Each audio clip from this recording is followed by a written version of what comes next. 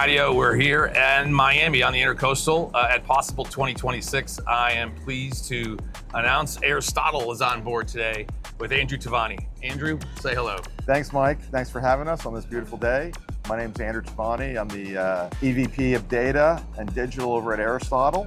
Been with them for 31 years. Helped build our data department and the team, and we're pleased to work with you. Nice to see you, Andrew. Welcome aboard the Emeralds. Here at Possible in Miami, we're doing Skydeo political pinpoints and Aristotle political data. Big midterm elections coming up, so we're going to have a chat on all things political data. You know, certainly people have their views on politics, and you know, is neutrality and not being partisan. So how do you guys handle that? We are nonpartisan. We're bipartisan. We're left, right, in the middle, the third parties. So for us, everyone is purple. Okay. So our customers are more for democracy and more for their needs for data and technology. Yep. We're not aligning ourselves with a political party. We're not aligning ourselves with a specific issue or an organization. We sort of let laurels rest on our data. Yep. So tell me about the data. How did you guys get started? How long have you been around? And like, where does this, data come from? Aristotle is a very interesting company. We run a predictive market called Predict It. We have a data shop, which I head up. We have a professional services team, which does PAC and grassroots consulting, and we have a campaign software division. We also do integrity, but data is center focused to do sort of everything. Yep. And this is the voter registration data, or where does it come from? So the voter registration data, the source is each state's Board of Elections. Okay. Secretary of State's, that's the source for everybody. Yep. And then we pair that with other information to make that more valuable. Yep. Consumer data and digital signals and models and issue data and advocacy data to make it more powerful, and we're able to spin off audiences from that. Yep. But the source comes from the each state's Board of Elections. And then we have to vet people, because some states are more restricted than others, or we have to use other data sets, which we're able to use to sort of, supply people's needs. Yeah, that makes sense. So, so is it just national campaigns, or can you get down to the district level for different causes or campaigns? Like, how does that work? So all our data has a political district on it: congressional, state Senate, state House, and lower level districts. So we have all that information on it. And then lower level districts such as county commission and school board and citywide municipalities, we have all that information. We're able to pull out the geos of what people want. You don't want to pull out geographies on who aren't voters in that district, so having the political district is pretty important. That makes sense. Let's talk about cause markets. So we see a lot of that for, either charitable or whatever cause people are going for. Where do you find those groups of people, and what works for Aristotle? So causes is a little bit more involved. I mean, you're doing surveys.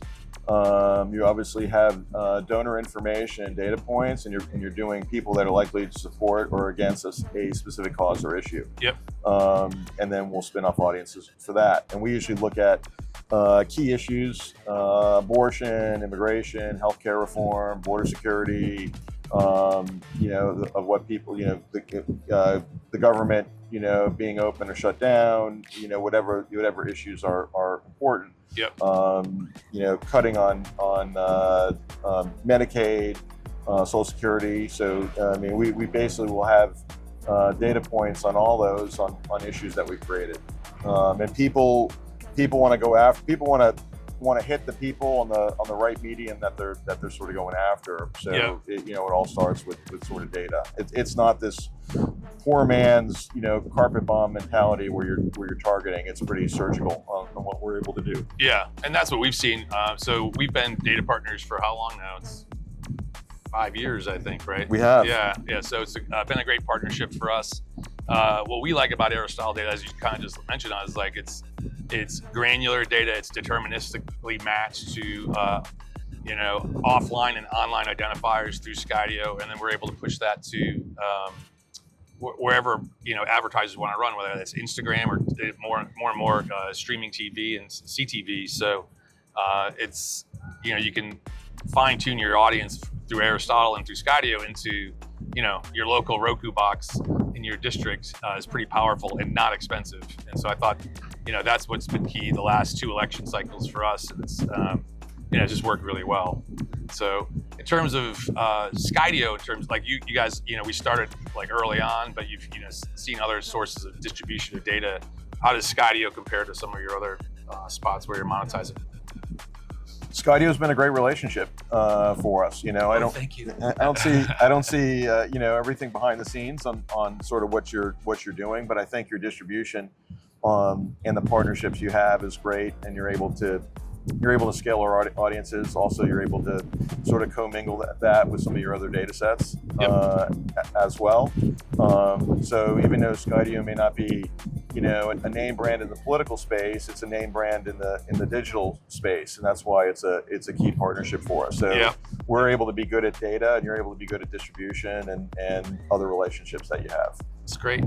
Let's talk about CTV for a second. I think. So politics is usually 5 or 10 years behind many cases that you'd see with a lot of brands. Mm-hmm. So they're all startups. Every year or every campaign? Or? Every campaign, and some are more organized than others.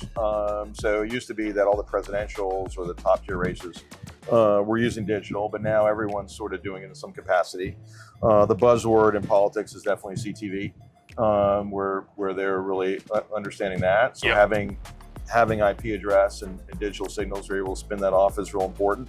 But being able to communicate to people, the right sort of people, and have the KPIs and the ROIs are real important. And it depends what their goal is. Is their goal to build brand awareness? Is their goal to get out to vote?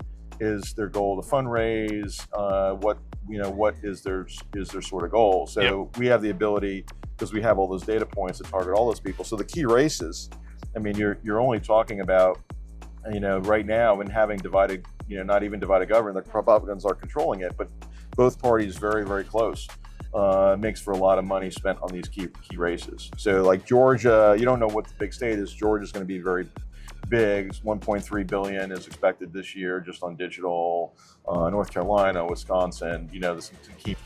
Yeah, so like you mentioned donors, so whether it's campaign donors or charitable donors, what we're seeing with the Aristotle data that's getting results is combining, people who have a high affinity for a cause with income level as a propensity of spend. Like, is that a sweet spot for most, campaign causes or charitable causes? Not all the time, but for donating, it sure is. So it depends what the goal is. If you want small dollar donors where people are giving $5 and they have, millions of donors, they're just looking for people to support the cause. If they're looking for the big checks, you're looking for definitely, high dollar donors and affluence, so grassroots versus, $1,000 dinner kind of thing. You got it. Depending upon what the goal is. Some people just want to raise the money. Other people want a grassroots support, depending on who it is. That makes sense. All right.